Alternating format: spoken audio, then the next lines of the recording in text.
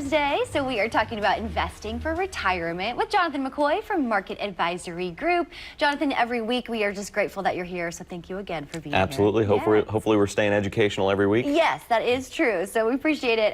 We're talking a little bit about, obviously, retirement, but do you expect people retiring today are going to be impacted by the changes in their Social Security and their Medicare benefits? That's our topic today. Yeah, and there are plenty of suppositions or guesses or misconceptions around what changes might be coming down the line with Social Security and Medicare. Of course, we're hearing about it on the headlines all the time, and it can become a major political battle. I mean, if you just say we're taking your Social Security benefits away, there's going to be riots in the street, right? Sure. So we have to take a pretty realistic look at how this is actually likely to be impacting retirees, and I don't think it's going to be too dissimilar from what we've seen. The term that we like to use is means testing. So essentially, in our side of the world, it's the more means you have, the more tests you will fail, and the more money it's going to cost you in terms of taxes, Medicare premiums, and not necessarily a reduction in benefits, but a reduction in the net value of those benefits that you're going to keep in your own pocket. So with Social Security, that's what we're looking for, is especially people with higher net asset values, higher income levels in retirement. There's already rules in place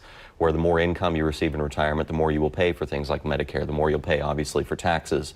So that's realistically where we see those rules changes happening. It's not necessarily the government stopping the benefits, it's the cost to those benefits is going to continue going up. Okay, and now if somebody has a larger portfolio, are these specific changes, are they going to impact them more, would you say? Yeah, especially when you think about the fact that the majority of retirement savings these days, of the baby boomer generation that's retiring today, better than 70% of their assets are saved in accounts that have not had the taxes paid on them. And at some point, the government tells you, you've got to take out a required minimum distribution on those accounts, which raises the floor of your taxable income, which raises the taxability of your Social Security benefits, which can potentially increase your Medicare benefit costs. So all of these things tie together to understand that especially higher net asset individuals are going to be hit most by these means tests because they have the means, they will be failing these tests, and ultimately these systems are around to help the people that do not have, significant savings going into retirement. So that's sort of a lifestyle consideration there. But for folks that have done a great job at saving, we need to be focusing on what these impacts of higher costs, higher taxes, higher Medicare premiums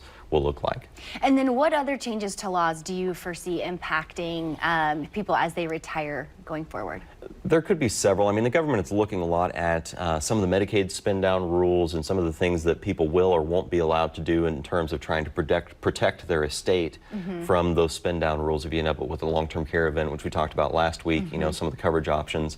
But ultimately, we do see continuing sort of tightening of the screws on a lot of these retirement benefits systems.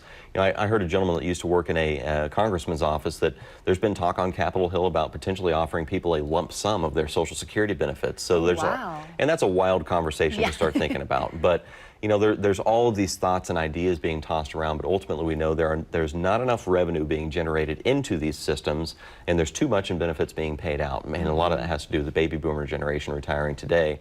So the government's got a lot to sort out, and we understand that those costs are likely going to be going up. And then as a retiree or someone planning, that's just one more reason why it's so important to be proactive, right? Yes, the more insurance you can set up for yourself in terms of understanding what your budget's going to be, understanding, when you have those extra fun discretionary items coming up, that you've got money set aside to take care of those things so that as these costs are expected to continue to increase, you're not having to sacrifice your lifestyle because of it. Yeah, awesome. Well, we certainly appreciate your time today, Jonathon. Thank you for coming in. Thanks a lot, Jillian. Yeah, of course. To schedule your complimentary consultation and submit your questions, visit askouradvisor.com or give them a call, 816-548-2000. They'll take your questions, even meet with you one-on-one free of charge. If you include your address, Market Advisory Group will send you a free gift.